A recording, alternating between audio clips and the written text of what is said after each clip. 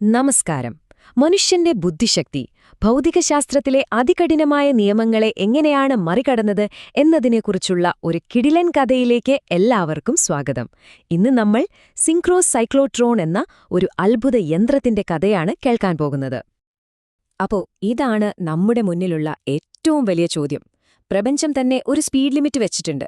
ആ ലിമിറ്റിനെ മറികടക്കാൻ പറ്റുമോ? ഐൻസ്റ്റീൻ പറഞ്ഞുവെച്ചൊരു നിയമത്തെ, ഒരു വെല്ലുവിളിയെ ശാസ്ത്രജ്ഞർ എങ്ങനെ നേരിട്ടു? നമുക്ക് നോക്കാം. നമ്മുടെ കഥയിലെ ആദ്യത്തെ ഹീറോ ഇതാണ്, സൈക്ലോട്രോൺ. കണികാഭൗതികശാസ്ത്രത്തിൽ ഒരു വിപ്ലവം തന്നെയായിരുന്നു ഈ യന്ത്രം. അണുകേന്ദ്രത്തിന്റെ ഉള്ളിലിരിക്കുന്ന രഹസ്യങ്ങൾ കണ്ടുപിടിക്കാനായിട്ട് ചെറിയ കണങ്ങളെ മുമ്പൊന്നും ചിന്തിക്കാൻ പോലും പറ്റാത്ത വേഗതയിലേക്ക് എത്തിക്കുക, അതായിരുന്നു ഇതിന്റെ പ്രധാന ജോലി. ഇതിന്റെ പ്രവർത്തനം സത്യം പറഞ്ഞ വളരെ സിമ്പിളാണ്. ഒരു ഭീമൻ കാന്തം കണങ്ങളെ വട്ടത്തിൽ കറക്കിക്കൊണ്ടേയിരിക്കും. ഓരോ തവണ കറങ്ങി വരുമ്പോഴും കറക്റ്റ് സമയത്ത് ഒരു ചെറിയ ഇലക്ട്രിക് തള്ളുകൊടുക്കും. ഒരു ഊഞ്ഞാൽ ആട്ടുന്നതുപോലെ ആലോചിച്ചു നോക്കൂ. ഓരോ തള്ളലിലും ഊഞ്ഞാൽ ഉയരേക്ക് പോകുന്നതുപോലെ ഈ കണങ്ങൾ കൂടുതൽ വേഗതയിൽ പുറത്തേക്ക് തെറിച്ചുപോകും.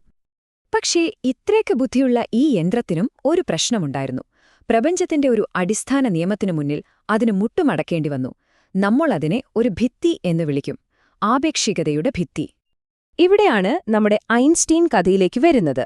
അദ്ദേഹത്തിന്റെ തിയറി അനുസരിച്ച് ഒരു വസ്തു പ്രകാശവേഗതയോട് അടുക്കുന്തോറും അതിന്റെ ഭാരം, അതായത് പിണ്ഡം, കൂടും.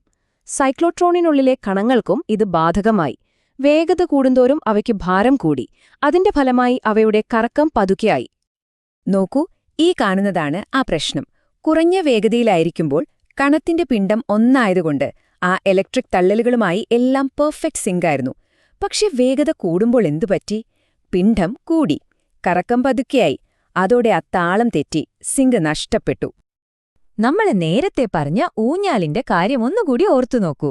നിങ്ങൾ ഊഞ്ഞാലാട്ടുന്ന ആൾക്ക് കറക്റ്റ് സമയത്താണ് തള്ളിക്കൊടുക്കുന്നത്. പെട്ടെന്നാടുന്നയാൾ പതുക്കാടാൻ തുടങ്ങിയാലോ? നിങ്ങളുടെ തള്ള് തെറ്റായ സമയത്താകും, അല്ലേ? അതുതന്നെയാണ് സൈക്ലോട്രോണിന്റെ ഉള്ളിലും സംഭവിച്ചത്.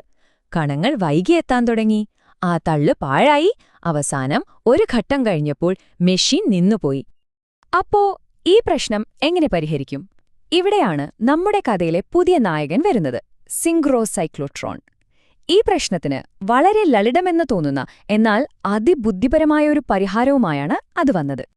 ഇതിന്റെ പിന്നിലെ ഐഡിയ ആണ് ഫേസ് സ്റ്റെബിലിറ്റി. അതായത് വേഗത കുറഞ്ഞ കണത്തിനു വേണ്ടി കാത്തുനിൽക്കുന്നതിനു പകരം നമ്മുടെ തള്ളിന്റെ സമയം മാറ്റിയാലോ?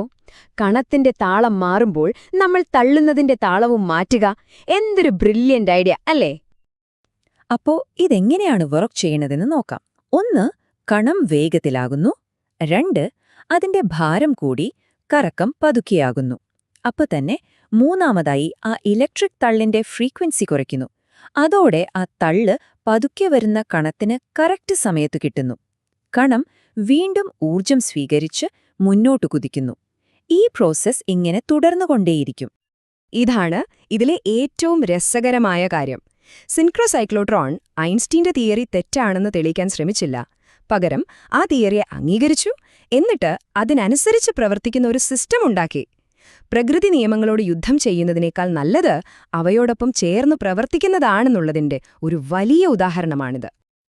ഈ സിൻക്രോസൈക്ലോട്രോൺ എന്ന് പറയുന്നത് ഒറ്റപ്പെട്ടൊരു സംഭവമായിരുന്നില്ല കേട്ടോ. കണങ്ങളെ അതിവേഗത്തിലെത്തിക്കാനുള്ള ഒരു വലിയ ഗവേഷണ പരമ്പരയിലെ ഒരു കണ്ണിയായിരുന്നു അത്. നമുക്കതിന്റെ കുടുംബത്തിലെ മറ്റു മെഷീനുകളെ ഒന്ന് പെട്ടെന്ന് നോക്കാം.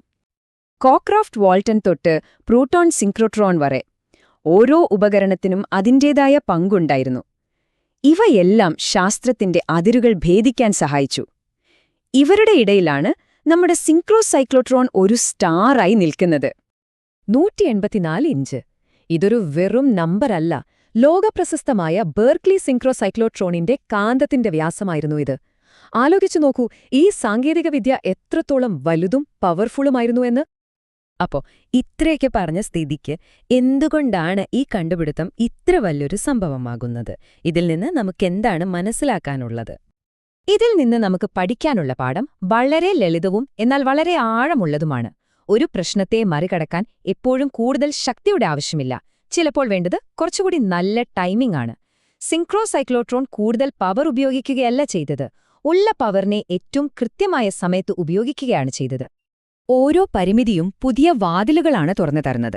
സിൻക്രോസൈക്ലോട്രോൺ പ്രപഞ്ചത്തിന്റെ ഒരു നിയമത്തെ എങ്ങനെ മറികടക്കാമെന്ന് നമ്മളെ പഠിപ്പിച്ചു. ഇന്ന് ശാസ്ത്രലോകം നേരിടുന്ന ഡാർക്ക് മാറ്റർ, ഡാർക്ക് എനർജി പോലുള്ള വലിയ വെല്ലുവിളികളെ മറികടക്കാൻ ഇതുപോലുള്ള എന്ത് കിടിലൻ ഐഡിയകളായിരിക്കും ഭാവിയിൽ വരാൻ പോകുന്നത്? നമുക്ക് കാത്തിരുന്ന് കാണാം, അല്ലേ?